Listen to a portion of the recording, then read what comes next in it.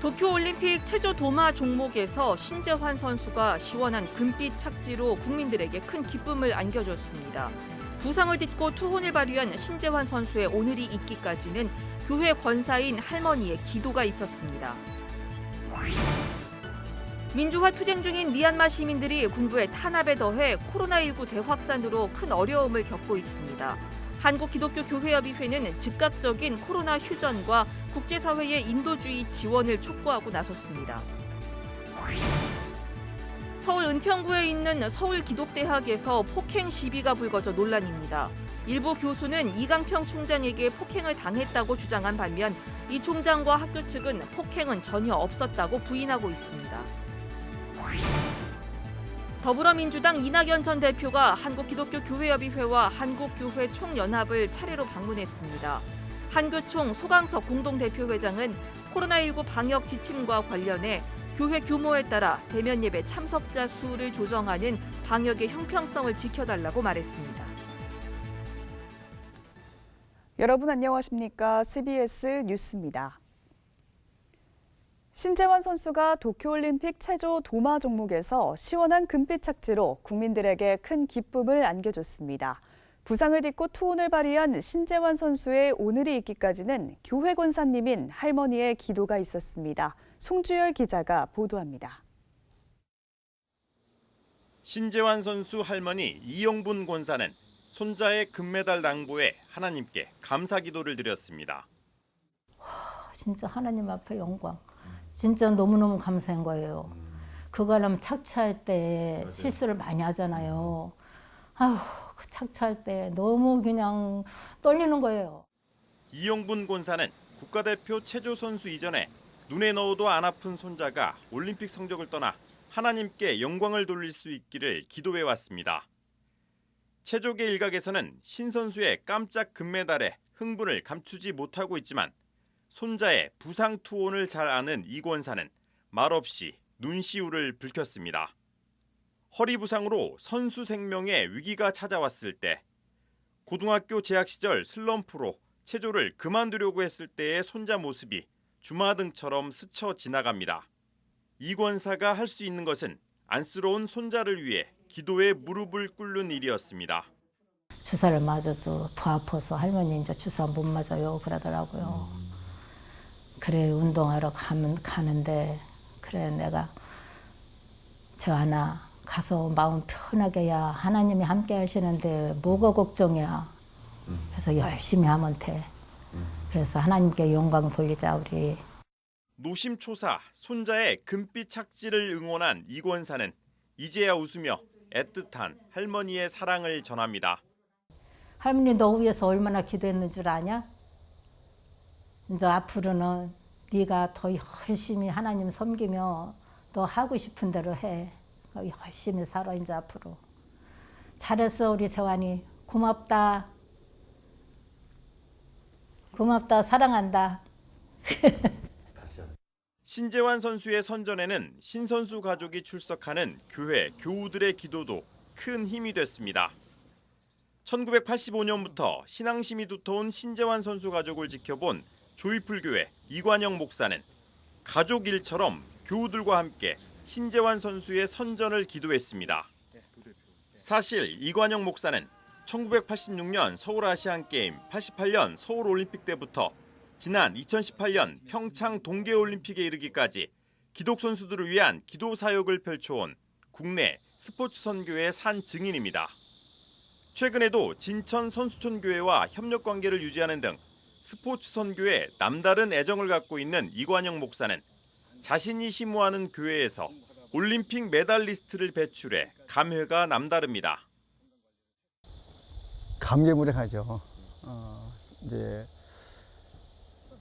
제가 체육선교회 활동을 하는데 어제도 우리 교인들에게 부족하나마 그동안은 우리 교회 선수들이 없이 그냥 열심히 심었는데 금년에 우리 열매를 맺힌 교회가 됐다.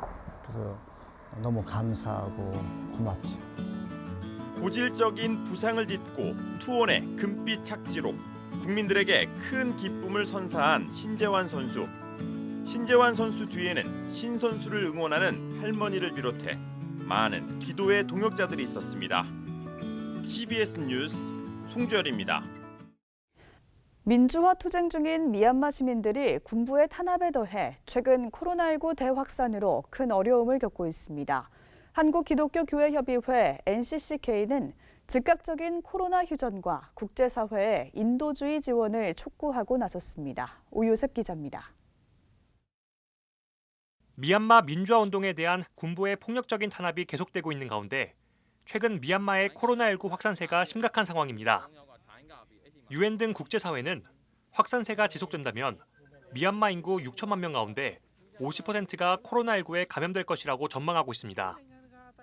미얀마 시민들은 목숨을 걸고 군부 독재와 맞서 싸우는 상황에서 코로나19 대확산으로 파국적인 국면에 직면한 겁니다. 이에 한국기독교교회협의회는 미얀마 시민들의 생명과 존엄을 지키기 위한 즉각적인 코로나 휴전을 촉구하며 긴급한 의약품과 백신 등 국제사회의 인도주의적 지원을 요청하고 나섰습니다. 교회협은 미얀마 군부는 권력 유지를 위해 심각한 코로나19 상황을 방치하고 심지어 이를 악용해 시민 불복종 운동을 지원하고 있는 의료진들을 살해, 체포, 구금하고 있다고 말했습니다. 교회협에 따르면 지난달 27일 유엔의 미얀마 인권 특별보고관 토마스 앤드류는 미얀마 군부가 의료진과 시설을 공격해 최소 18명의 의료진을 살해했으며 600명 이상의 의료진들에게 영장을 발부하고 67명을 억류하고 있다고 발표했습니다. 계속적으로 의료진에 대한 탄압은 이어질 거라고 생각이 됩니다. 왜냐하면 이분들이 민주화 운동을 지원하고 있고 산소 탱크가 많이 모자란다고 해요. 그래서 외부에서 산소 탱크를 보내면 그 필요한 사람들한테 나눠줘야 될 텐데 군부가 압수한대요. 의약품도 마찬가지고.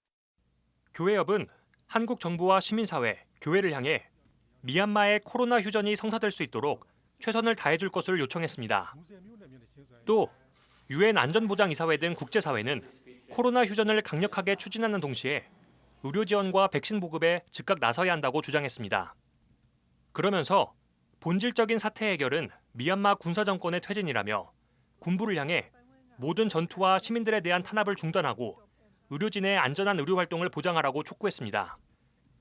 투명하게 좀 백신도 우리 미얀마 주민들에게 공정하게 배분이 되고 이런 시스템이 되면 국제사회도 적극적으로 늘 코로나 휴전을 당장 좀 합의를 해서 일단 죽어가는 사람 살려야 된다.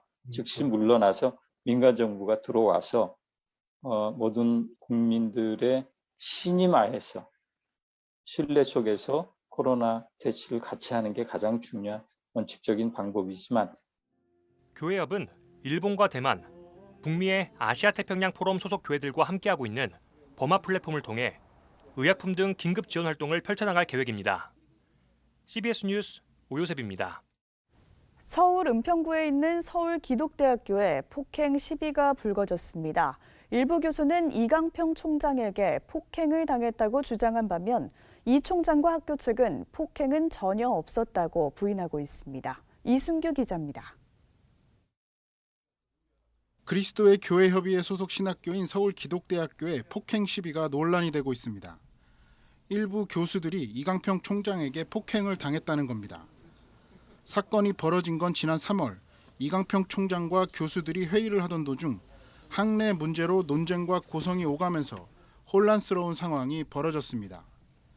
폭행이 있었다고 주장하는 측은 갈등이 이어지자 이 총장이 한 교수에게 다가왔고 멱살을 잡아 땅바닥에 내동댕이 쳐 병원에 실려갔다고 주장했습니다. 그 교수에게 돌아와서 멱살을 잡고 내동댕이를 쳐버렸죠. 치가 떨리지요. 얼마나 아주 난폭하게 아주 악을 쓰면서. 하지만 이강평 총장과 학교 측은 회의 도중 고성이 오간 건 사실이지만 폭행은 전혀 없었다고 부인했습니다. 이강평 총장은 총장이 교수를 폭행하는 게 가능한 일이냐며 억울하다고 말했습니다. 내가 나이가 몇 살인데 내가 나이가 80인데 51살 먹은 사람을 어떻게 집어던져요. 그건 말도 안 되고. 이 총장은 또 9월이면 총장 임기가 끝난다며 하지만 교직원들 임금이 체불되어 있어 이를 해결하기도 벅차다고 덧붙였습니다. 이강평 총장의 말대로 서울기독대는 현재 매우 어려운 상황입니다. 이사회와 법원의 명령에도 손원영 교수의 복직은 여전히 이루어지지 않고 있습니다. 손 교수는 여전히 교수실 앞에서 1인 시위를 이어가며 복직을 촉구하고 있지만 학교 측은 묵묵부답입니다. 또 서울기독대는 정부 재정지원 제한대학으로 뽑혀 2022학년도 신입생들은 국가 장학금과 학자금 대출을 받을 수 없습니다. 교수들의 월급도 4개월이나 밀린 상태입니다. 이런 어려운 상황에서 폭행 시비까지 불거져 서울기독대의 입지는 더욱 좁아질 것으로 보입니다. CBS 뉴스 이승규입니다. 더불어민주당 이낙연 전 대표가 한국기독교교회협의회와 한국교회 총연합을 차례로 방문했습니다. 교회협 이홍정 총무는 이낙연 전 대표에게 남북 연락선 복원을 계기로 인도주의적 대북 지원 재개도 기대한다며 북한에 50만 톤의 쌀이 부족하다는데 평화의 쌀 보내기 운동도 좋겠다고 제안했습니다. 이에 대해 이 전 대표는 남북 연락선 복원 합의는 좋게 생각하고 있다며 이번 기회를 무의미하게 넘기지 말고 잘 살려가면 좋겠다고 답했습니다. 한교총 소강석 공동대표회장은 코로나19 방역 지침과 관련해 교회 규모에 따라 대면 예배 참석자 수를 조정하는 방역의 형평성을 지켜달라며 방역 형평성을 지키지 않아 현 정부가 교회를 무시하고 있다는 정서가 퍼지고 있다고 말했습니다. 이낙연 전 대표는 현재는 방역 당국의 판단이 어려운 상황이라며 말씀하신 방역 형평성을 고민해 보겠다고 답변했습니다. 예장합동총회 선거관리위원회가 오늘 106회 총회 선거 후보자 설명회와 공명선거 서약식을 갖고 본격적인 선거 일정에 돌입했습니다. 이 자리에는 총회 임원과 상비부장, 선관위원, 재판국원 선거에 출마하는 후보자들이 참석해 깨끗하고 공정한 선거가 되도록 노력할 것을 다짐했습니다. 선관위원장인 김종준 목사는 선거 과정 동안 정직하고 공의롭고 상대를 비방하지 않는 페어플레이로 하나님께 영광을 돌리자고 후보자들을 권면했습니다. 합동총회는 오는 30일 정읍 성광교회를 시작으로 31일 대전, 다음 달 2일 서울, 3일 대구 등 모두 5번의 총회 임원 후보 정견 발표회를 개최할 예정입니다. 교회 음악 작곡가로 잘 알려진 토론토 큰빛교회 박재훈 원로 목사가 99세를 일기로 어제 소천했습니다. 고 박재훈 목사는 지금까지 지내온 것, 눈을 들어 하늘 보라 등 국내 찬송가 500여 편을 비롯해 어린이 찬송가 60여 곡, 어머님의 은혜, 송이송이 눈꽃송이 등 동요 100여 편을 작곡한 한국 음악계의 거장으로 꼽힙니다. 1922년 강원도에서 태어난 고 박재훈 목사는 1982년 60살에 목사 안수를 받고 1984년 큰빛교회를 개척해 1990년 은퇴했습니다. 2011년에는 국민훈장 모란장을 받았습니다. 교회는 유족들과 장례 일정을 협의 중이라고 밝혔습니다. 대한예수교장로회 통합총회 차기 사무총장에 영국 브리스톨 한인교회 김보현 목사가 선임됐습니다. 통합총회 임원회는 오늘 6명의 후보자 가운데 김보현 목사를 차기 사무총장으로 선임했습니다. 김보현 목사는 한국기독공보 편집국장 대리를 지냈으며 영국 브리스톨 한인교회 담임 목사로 사역했습니다. 김보현 목사는 다음 달에 열리는 106회 정기총회에서 인준을 받은 뒤 4년 임기를 시작합니다. 정의기억연대가 오는 13일 일본군 성노예제 피해자 김학순의 공개 증언 30주년을 맞아서 온오프라인 국제학술대회를 개최합니다. 이번 학술대회에는 국내외 전문가들이 참여해 김학순 공개 증언 30주년의 의미를 다각도로 살펴보고 공개 증언으로 촉발된 시민운동의 과정과 결과, 또 여전히 남아있는 정의로운 해결을 위한 과제 등을 돌아볼 계획입니다. 선교한국이 2021 선교대회를 어제부터 4일간의 일정으로 온라인으로 개최했습니다. 앞서 선교한국은 연간 행사 형식으로 선교 이슈 세미나 등 선교한국 2021 랠리를 진행해 온 바 있습니다. 온이란 주제로 진행된 이번 대회에서 선교한국 사무총장 이대행 선교사는 성도들이 다시 일어나 하나님 나라에 대한 소명과 본질을 되찾고 선교적 삶을 살아낼 수 있길 바란다고 말했습니다. 참가자들은 선교 강의와 멘토링, 저녁 집회, 소그룹 모임 등의 시간을 가졌습니다. 한국교회 생태운동과 크로스로드가 제2회 교회 개척 사역 아이디어 공모전을 개최합니다. 공모전은 특화된 사역의 개척을 준비하는 목회자나 신학생 등을 대상으로 진행하며 10월 1일까지 접수받습니다. 여의도 순복음교회가 최근 제2교육관 8층에 다음 세대의 신앙 성장과 기도 콘텐츠 생산을 위한 공간을 마련하고 세단장 예배를 드렸습니다. 목회자이자 시인으로 활동해온 세덴교회 소강성 목사가 11번째 시집 외로운 선유를 찾아서를 냈습니다. 소 목사는 신작 시들을 통해서 고립된 이들의 영혼을 향한 창처럼 마음의 문이 되고 싶다고 전했습니다. 기아 대책이 아프리카 카메룬의 여성 직업 기술 훈련학교 드림스쿨을 건립한다고 밝혔습니다. 카메룬의 아다마우아주 베카호셀의 마을에 들어서는 드림스쿨은 내년 6월 건축을 마치고 현지 여성 청소년들에게 경제적 자립이 필요한 재봉과 컴퓨터 기술 교육을 제공할 예정입니다.